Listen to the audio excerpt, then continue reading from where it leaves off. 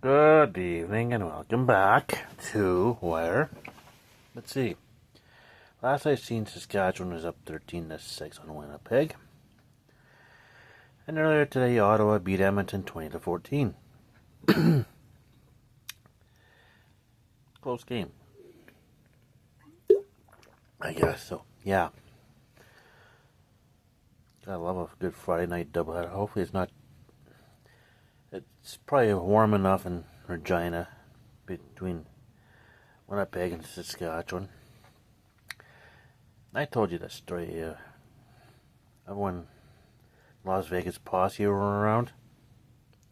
This was from Jed Roberts, and Edmonton had a game there in late June. 47 degrees at kickoff. That's Celsius.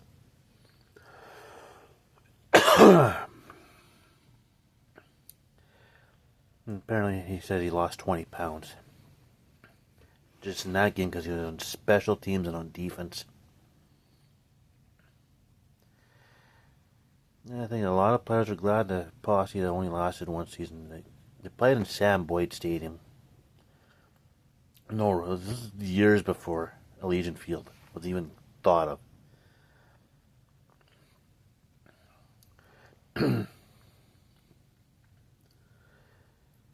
Apparently, they also had I think that was actually a preseason game. To come think of it now.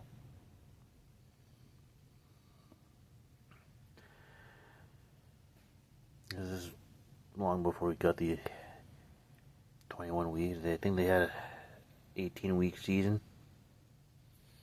So this is probably that was probably a preseason game because I think in October Edmonton was supposed to have a game in Vegas. And the game ended up getting moved to Edmonton because I don't know. I don't remember how the game ended up in Edmonton instead of Vegas, but the Edmonton fans made the way to Vegas and find out, oh shit, game got moved to Vegas. Game got moved to Edmonton. Luckily, there was a few bars around and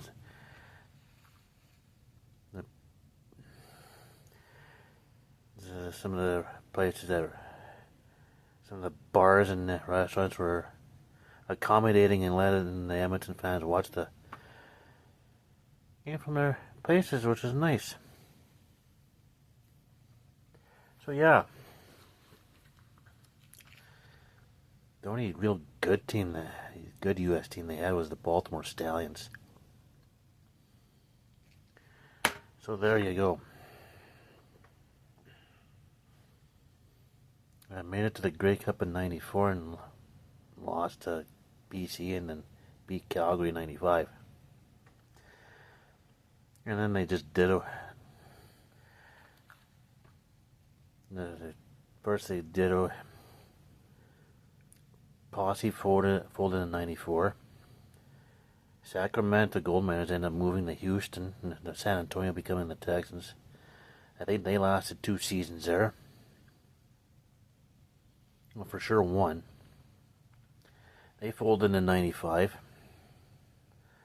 Birmingham Barracudas folded in played the '95 season, folded. Getting not much interest. Memphis Mad Dogs, what a name that is. In one season, not much interest. Coach, CFL size feels bigger than literally filled the field there. Like the U.S. fields are narrower and shorter by 10 yards. No, wait, 30 yards. 2 end zones. Each end zone for the U.S. is 10 yards each. Canadian ones are 20 yards, and Canadian field has a 55-yard line, and the U.S. has a 50. So it's 30 yards. And the Canadian fields are, as I said, wider, so where you had room for the sidelines in the U.S. field. Yeah, not in the. You'd probably be literally on the track. in the end zones in a couple of stadiums. Just going right to the end of the where the stands end and the field meets. Yeah, the only good team was Baltimore, and they drew fans, man. Like they enjoyed their CFL. The only thing that killed them was Art Modell moved the Browns to Baltimore, kept the team colors and history in Cleveland, much like the Utah team that was formerly Arizona Coyotes.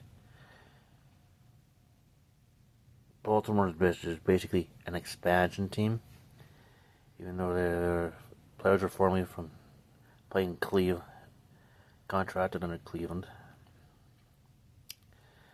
So when the Browns moved to Baltimore, become the Ravens. Eventually, the Stallions were gone, so they ended up in Montreal. The rebirth of the Alouettes. Had it not been for a U2 concert on one Sunday, three seasons into I don't think we'd be seeing this current batch of Montreal Alouettes. I forget what year it was.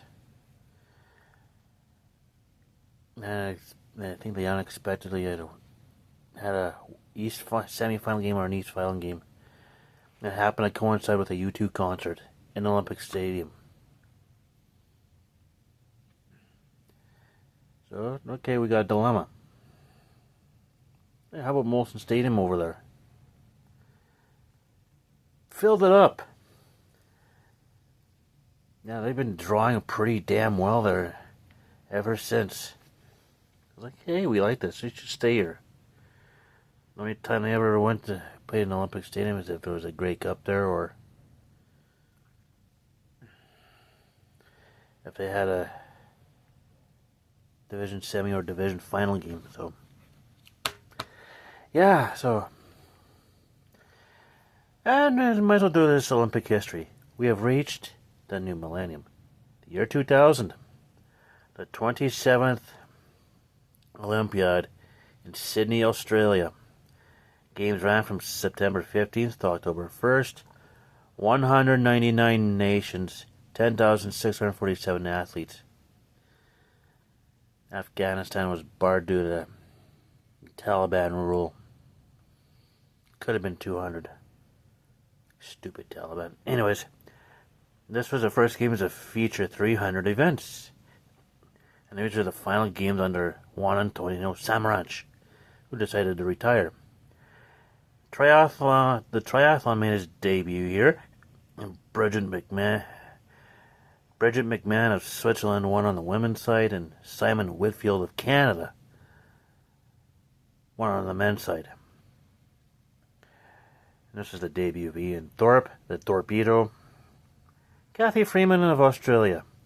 She lit the cauldron at the opening ceremonies.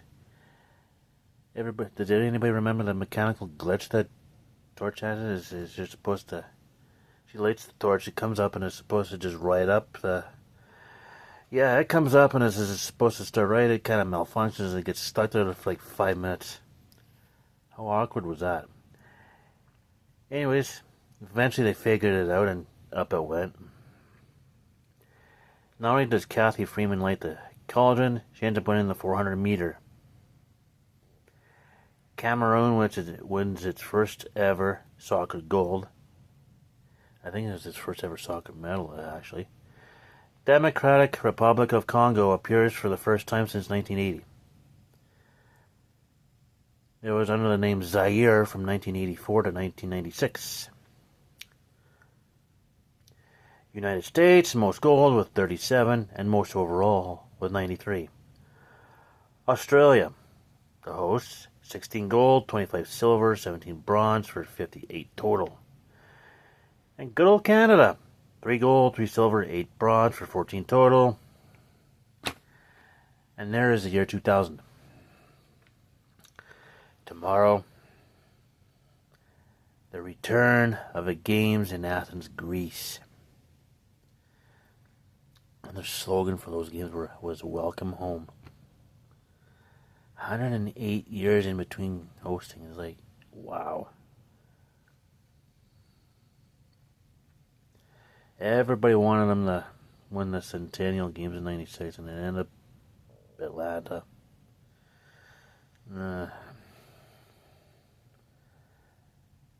But it was perfect. And this is right about the time where I started really watching and paying attention to the Olympic Games. The rebirth of a fandom.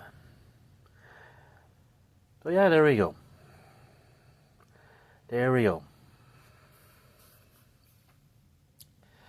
So I think I've done enough talking now. So in the meantime, and in between time, stay tuned for the next one.